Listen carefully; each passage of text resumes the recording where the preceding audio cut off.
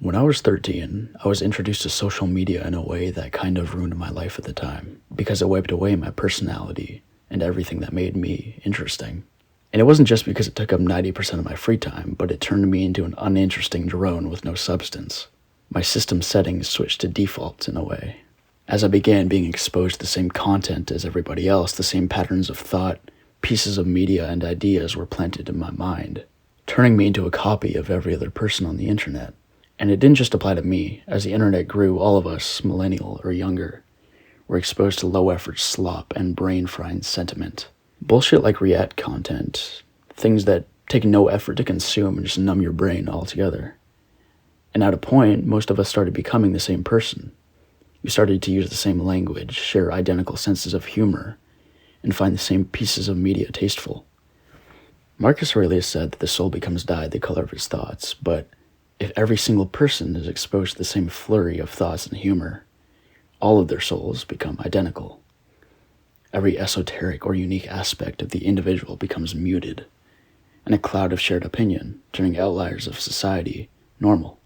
Not that normal is inherently bad, but a society that lacks strange people will inevitably suffer. And when I first thought about this, I was kind of horrified, so I did some digging and I found a concept named enculturation. And it's this idea that if you're repeatedly exposed to the same culture, your identity shifts to fit within it. So the way you speak, the way you think, the way you behave all changes because you're constantly exposed to the same cultural microcosm.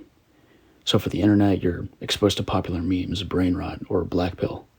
And what that does is makes your brain accept these as normal things. And before you realize it, you're using terms like goy slop in your everyday vocabulary. It's scary, really. But for some reason, thinking about all this reminded me of Huey from The Boys.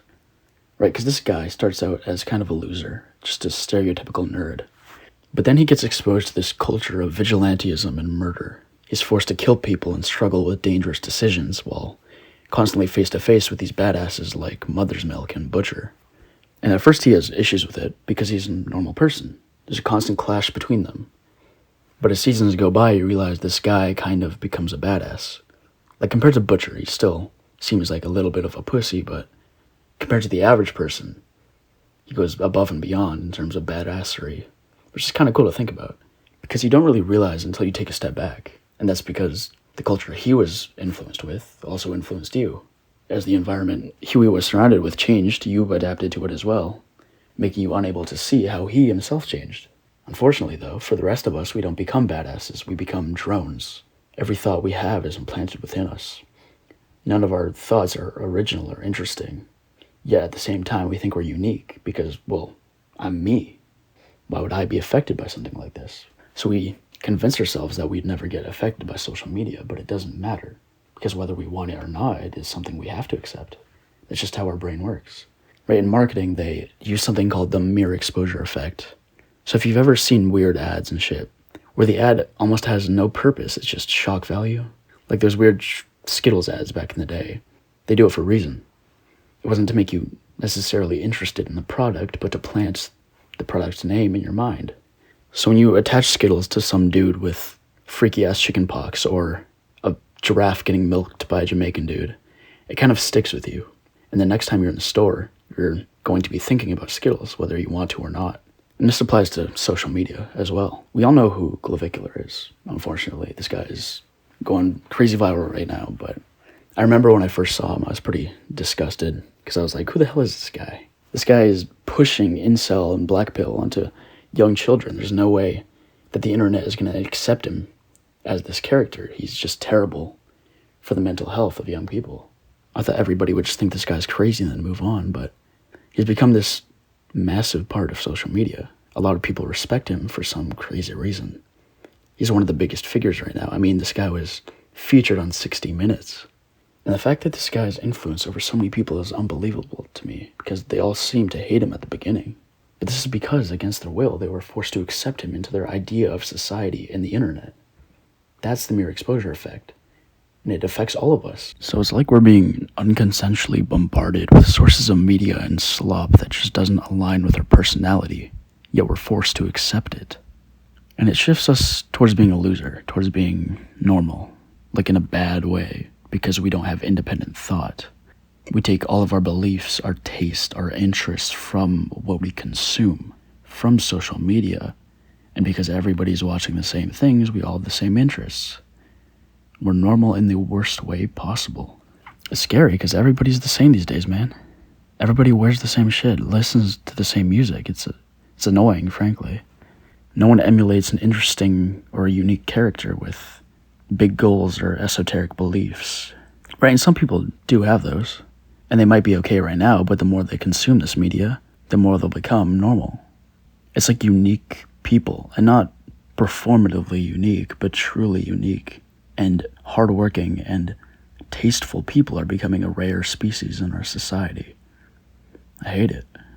And the thing is, with time, the more prevalent social media becomes, so the worse this issue will become as well. So as time goes on, there will be less people who are interesting. If enculturation and social media is killing diversity and making everybody a copy of a copy, there must be a way to use the same concept against it.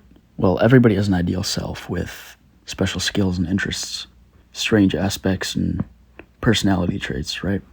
So if you consume media which perpetuates and strengthens those unique aspects of your ideal self, then eventually you will shift to become that self. So would your future self benefit from you binging Penguin Z0 drama? No, it won't. No offense to him, but it won't.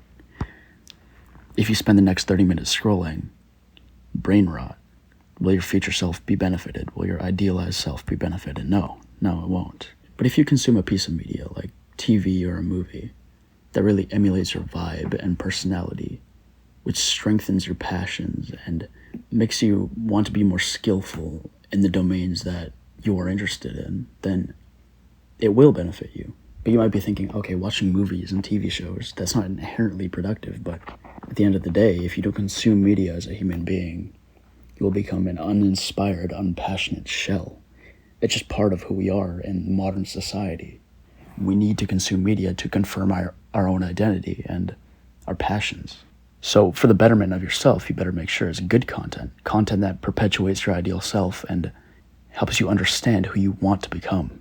Anyways, thanks for watching. This is my first video, so I'm not really sure how this is going to go, but hoping for the best here. And I appreciate it if you like or comment. I love constructive criticism, so anything, even seemingly petty, is greatly appreciated. And yeah, just have a great day.